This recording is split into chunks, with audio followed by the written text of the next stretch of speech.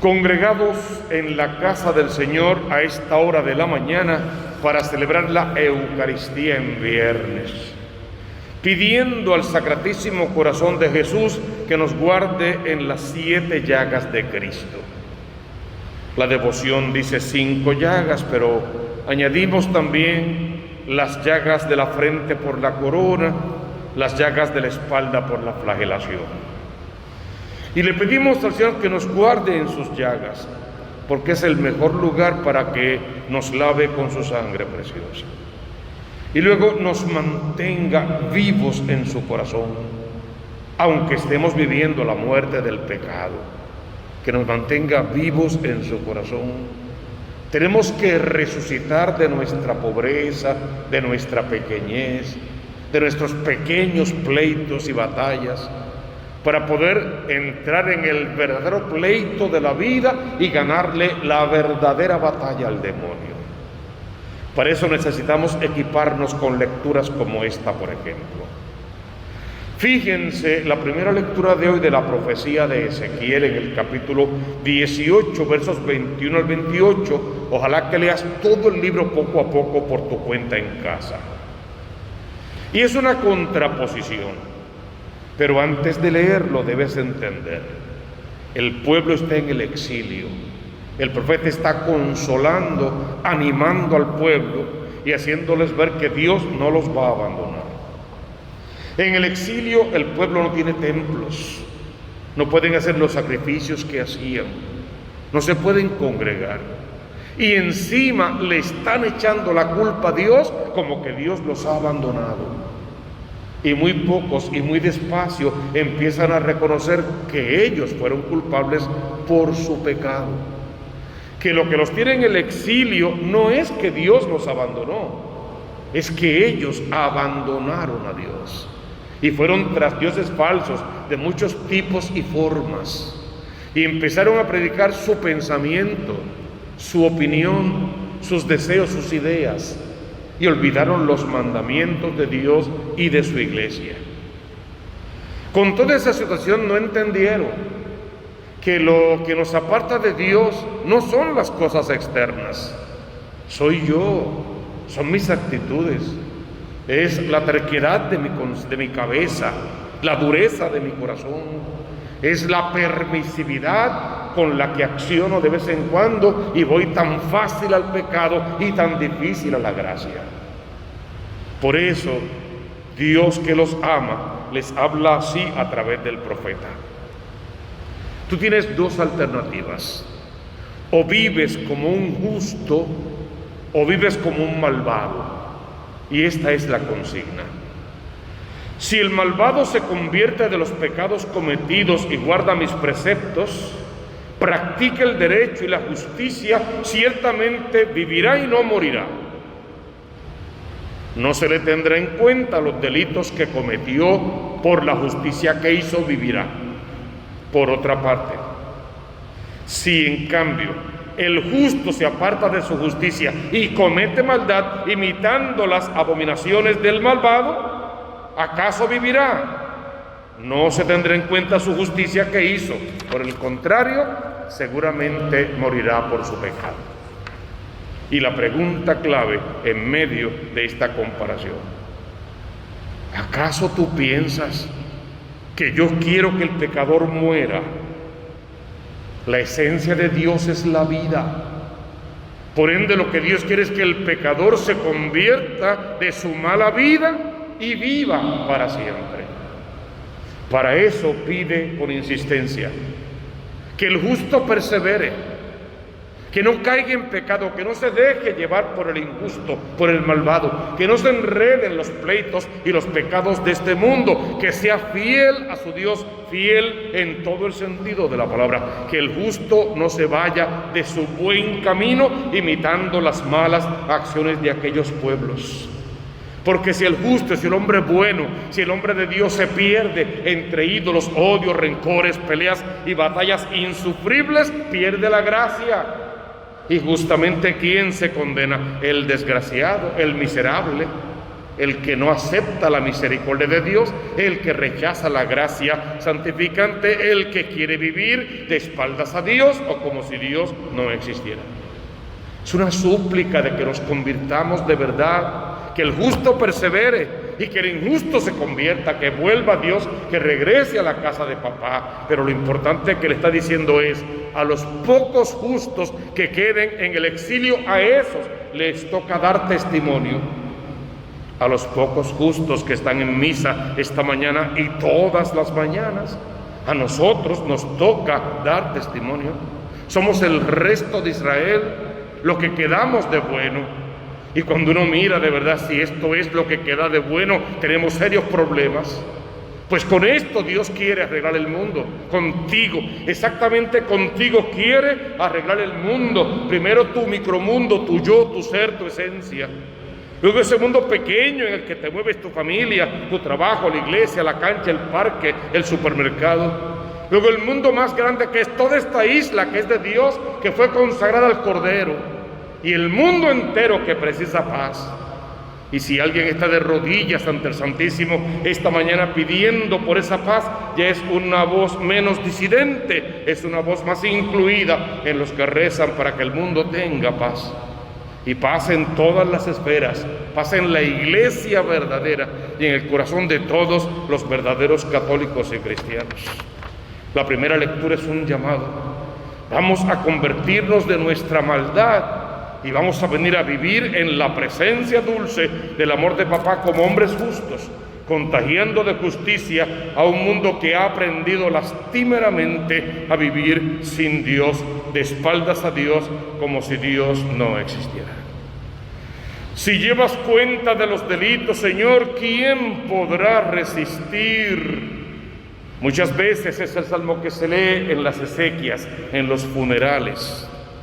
Desde lo hondo a ti grito, Señor. Señor, escucha mi voz. Estén tus oídos atentos a la voz de mi súplica. Si llevas cuenta de los delitos, Señor, ¿quién podrá resistir? Pero de ti procede el perdón y así infundes respeto. Mi alma espera en el Señor, espera en su palabra. Mi alma aguarda al Señor más que el centinela a la aurora. Aguarda Israel al Señor como el centinela a la aurora. Porque del Señor viene la misericordia, la redención copiosa, y Él redimirá a Israel de todos sus delitos. Aquel pueblo en el exilio, que no tenía templo, que no podían hacer sacrificios, que no se podían congregar y que encima le echaban la culpa a Dios, se quejaron en demasía por lo que no tenían y no aprovecharon lo que sí tenían. Tenían a Dios y tenían la palabra viva de Dios. Las mismas herramientas que tienes tú hoy y ahora. Tú tienes a Dios contigo y de tu parte. Tú tienes la palabra de Dios. Busca la palabra de Dios, pero siempre desde el depósito revelado de la fe de la iglesia verdadera. En conexión con la iglesia verdadera, caminando de la mano de la iglesia que Dios quiso fundar, que no es hechura de hombres, aunque tenga esta composición tan humana y tan pecadora, pero hecha por el divino y el más santo. Entonces la iglesia también aspira a vivir en esa santidad. El Evangelio fue según San Marcos en el capítulo 5, versos 20 al 26. El centro realmente, ¿cuál es? Si tú no eres santo, definitivamente no heredas el reino. Si eres uno más como los fariseos, los saduceos, los herodianos, cualquiera de esos celotes o demás, si eres uno más, tú tienes que ser santo. Tienes que parecerte al Cristo de la gloria. Porque ustedes escucharon que se dijo no mates. Eso es muy grande, muy amplio. Mira cómo lo presenta Jesús. En 3. Si te enojas con tu hermano, ya tienes un problema, porque estás hiriendo, lastimando, maltratando al Cristo que habita en ese corazón, en ese cuerpo, en esa vida. El que se enoje. El que le hable malo, lo insulte, lo maltrate de cualquier manera, tiene un problema serio con Dios. Y en tercer lugar, el que lo llame renegado, el que lo excluya, el que lo rechace, el que lo eche en el olvido y lo destruya con cualquier tipo de pensamientos, palabras o opciones, olvídalo. Entonces no es solamente quitarle la vida, es también quitarle la honra y la dignidad, es robarle la felicidad y la paz, es hacerle daño, es venderle una doctrina falsa, es contaminarlo con tus complejos y tus miedos, con tus inseguridades, y es llevarlo por el camino equivocado porque tú estás enojado y tu enojo es suficiente para que Dios caiga y lo establecido termine porque tú estás herido y enojado. Olvidas lo que pasó con el pueblo. El pueblo estaba contra Dios porque pensó que Dios los abandonó, cuando eran ellos los que habían abandonado a Dios. Entonces mira bien esta lectura de hoy, que te invita no al enojo, ni a sacarle partido a tu enojo, ni a crear sectas y divisiones por tu enojo. Mira que lo que pide es reconciliación, encuentro con el Dios verdadero, volver a la casa de papá, abandonarnos a su quehacer y simplemente decirle: aquí estoy para hacer tu voluntad. O imagina a Cristo en el huerto de los olivos diciéndole al Señor: esto es una injusticia, esto no está bien, esto no me gusta, ahora mismo renuncio, no hay cruz que valga, yo no merezco esto. ¿Imaginas a Cristo haciendo eso? No tendríamos un Salvador. Justamente fue en el sacrificio, en la oblación, en la entrega, como cordero manso llevado al matadero, y de allí salió el Redentor de las almas. Lo más hermoso de la lectura: si al momento de presentar tu ofrenda ante el altar recuerdas allí mismo que tu hermano tiene algo contra ti, lo que sea, deja tu ofrenda sobre el altar. Vete, reconcíliate contigo mismo, con tu hermano, con tu Dios y con el mundo creado. Reconcíliate. Que no quede vestigio de enojo, de rencor. El enojo te convierte en un emisario de Satanás, te hace divisor en la comunidad, lleva a la comunidad a la tristeza, al desorden, al fracaso, a la mentira, a la doble vida, a vivir fuera de apariencias. Todo tipo de enojo no viene de Dios. El que se enoja pierde, punto. Decimos por ahí constantemente. Deja tu enojo, tu coraje, tu rabieta, todos tus escrúpulos y tus resentimientos, odio, rencores y venganzas, mentiras y doble vida. Todo hay que dejarlo para ir limpios ante la presencia de Dios y decirle: aquí estoy, Señor, no te merezco por mi pecado, pero por mi pecado te necesito, y tú prometiste que estarías conmigo, y tú me dijiste que viniste justamente para mí, que soy un pobre, miserable pecador, y que sin ti no podré salvar mi alma.